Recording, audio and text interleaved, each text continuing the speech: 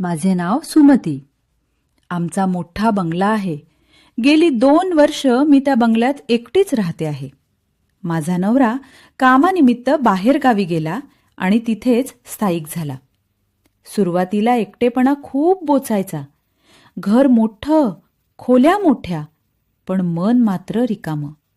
घरात एक नोकर आहे, रमेश.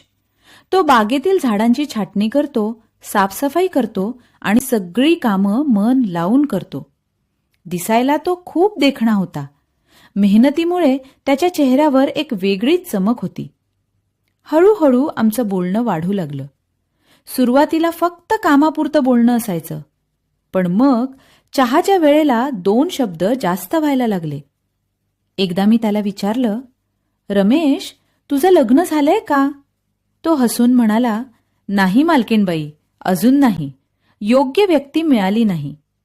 त्याच्या त्या साध्या उत्तरानं माझ्या मनात काहीतरी हललं.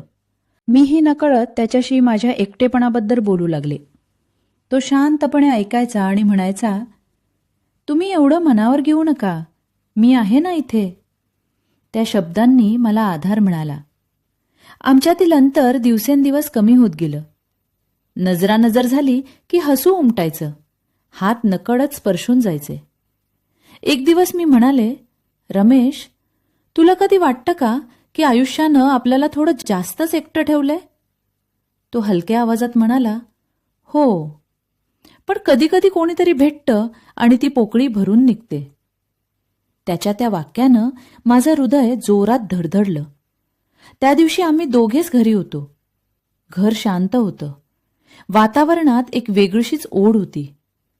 आम्ही एकमेकांच्या जवळ आलो, मनातील भावना व्यक्त केल्या आणि त्या क्षणी एकटेपणा विरघळून गेला.